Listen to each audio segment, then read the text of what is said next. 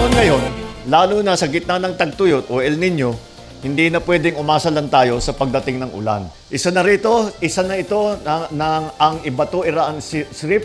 Ito ang pinakamalaking irrigation project dito sa Palawan at ang kauna-unahang reservoir-type irrigation system sa buong isla.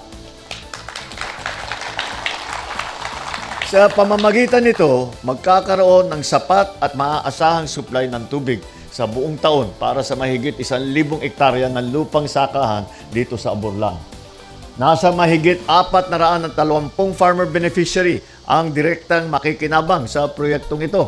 Andito yung ating mga namumuno ng mga association at saka mga cooperative. At kayo ang mag-aalaga dito at kayo ang magpapatakbo para mabigyan natin ang ating mga magsasaka ng sapat na tubig kahit na hindi pa dumadating ang ulan. Inaasahan natin na mas maraming sako ng bigas, mas masaganang ani sa gulay, mas malaking kita para sa ating mga magsasaka. Higit pa sa mga ito, hatid din ng proyekto ang kapanatagan ng loob, kasiguruhan sa patubig at pag-asa sa mas magandang kinabukasan para sa bawat pamilyang umaasa sa sakahan. Hangad natin na magamit ang reservoir ng pangmatagalan. Makakaasa po kayo na katuwang ninyo ang pamahalaan sa pag-aayos ng mga sistema at kayong mga magsasaka ang nagbibigay buhay dito.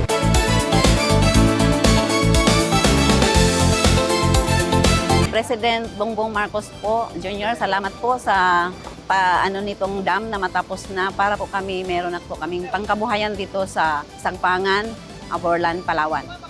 Nagpapasalamat po ako kay Pangulong Marcos dahil natapos na itong patubig. Makakatulong po ito lalo na sa aming mga IP dahil sa makakapagsaka na kami ng tuloy-tuloy dahil may tubig na. Ako para sa akin, napakalaking tulong po ito sa mga magsasaka na ito po ay magsisimula ng padaloy ng tubig dito sa Aborlan, dito sa Barangay Sangpangan, Isao, Iraan.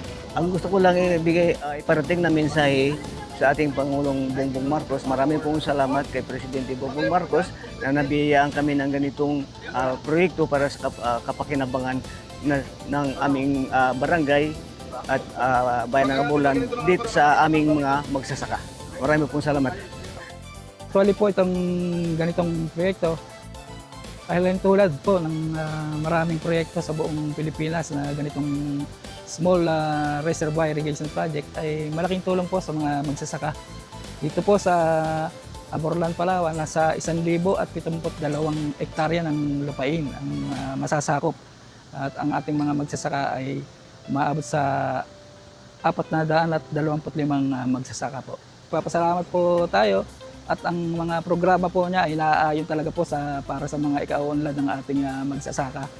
So, lahat naman po ng ating ganitong proyekto ay tina-turn over natin sa mga magsasaka para sa operations.